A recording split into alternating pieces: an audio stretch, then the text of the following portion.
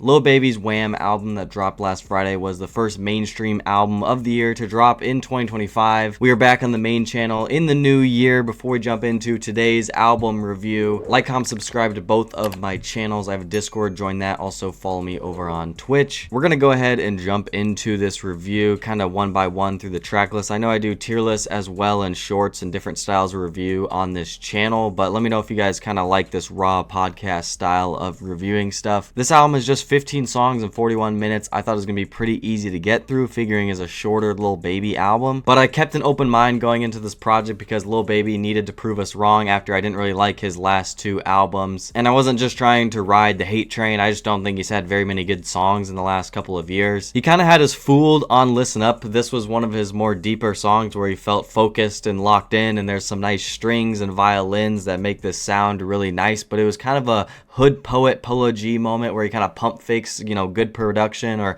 seriousness on this album and only does it for track 1. We have Dumb Dumb and Dumber, which is an Atlanta posse cut with Young Thug and Future. I liked how everyone just had their own verse. Baby and Future did alright. It's a typical type of song from them, but really the main focus was that Young Thug, King Spider is back, says that he didn't really feel like he was locked up and just has a good verse with good ad-libs. It was really nice to hear him once again, and that was kind of the big moment of that song. FU Times 2 was a decent song. I appreciated the tempo on it. I've been saying this for a while. Most of the beats that Lil Baby raps on are pretty uninteresting. I'd say the production was tolerable or decent on a third of this album, but again, I appreciate the rapid fire flows, at least on this one. It's a short track, just like a couple of them were. I appreciate the first 4 songs being pretty different styles from Lil Baby. I think I Promise is pretty underrated. It's more of a romantic, melodic side of things. Also, the Yeet Bell is incorporated in the beat, doesn't go unnoticed. I realized though after this part of the album that the album's not going to be too much better than this, and it's simply because Lil Baby's been decent from time to time in terms of singles or collaborations or just little hits here and there, but he hasn't been tremendous in terms of making a good album complete front to back or anything like that. Because even if you look back to My Turn in 2020, that's definitely his best album. Had some big songs on there, but I still think that album is full of skips with the deluxe included. To get back to it, I think track 5, Redbone, isn't anything special. I think the song would be better if Glorilla wasn't on it. I'm just not a fan of that kind of overly, sexual type of lyrics and style of rap in the female wave, but Lil Baby actually has a solid chorus and holds the song together a good amount. By Myself was completely set up for Rod Wave to carry this track, and I actually appreciate Lil Baby's more positive message overall on this track. It's an uplifting song. I'm still trying to figure out what Rilo was doing on it because he can also be so hit or miss, but he did have a Travis Hunter bar, which was cool because he just won Heisman, I guess. Due for a Win, I'm just kind of over this flow and style. I've heard it before, and I feel like he did it better on a couple of their tracks earlier in the track list. The only reason why I like Stiff Gang is because the beat actually picks up a little bit, and you have like some strings or whatever is going on in the background that actually sounds pretty good, and the flow is nice, but as you can see, this album was pretty hit or miss. So Sorry's just kind of there for me. I think I Promise is a better melodic cut, and for sure half this track list is gonna go kind of, just forgotten after the next couple of weeks for me. It is crazy to me how he came up with Gunna, right? So I can use this comparison. Like, how does Gunna every single album so consistent, sound good, despite having similar topics or just kind of hitting melodies? I think that Gunna just picks, slightly better beats. I mean, you could go either way for lyrics. I just have never been a big fan of Baby's voice overall. I think Gunna is just way easier to listen to and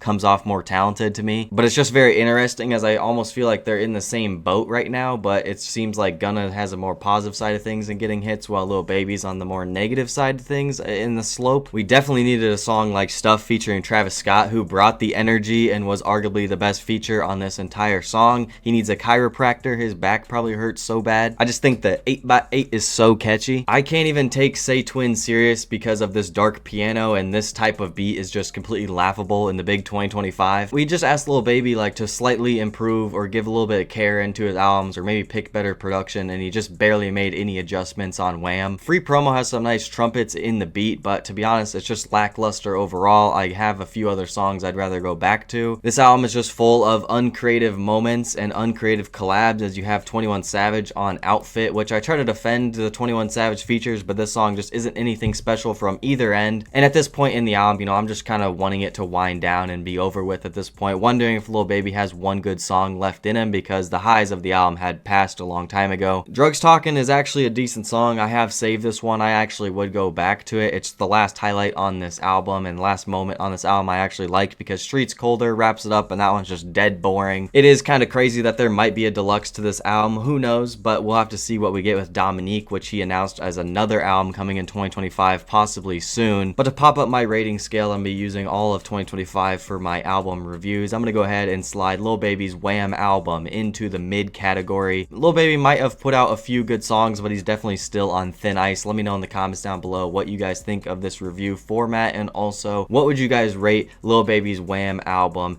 out of 10 or on my scale. What did you guys think of it? Comment down below, let me know. Thank you guys for watching all the way to the end of this video. If you enjoyed, like, comment, subscribe to both of my channels, join my Discord, follow me over on Twitch. I have a Twitter, Instagram as well. Don't miss the conversations over there, and I love you guys. Peace.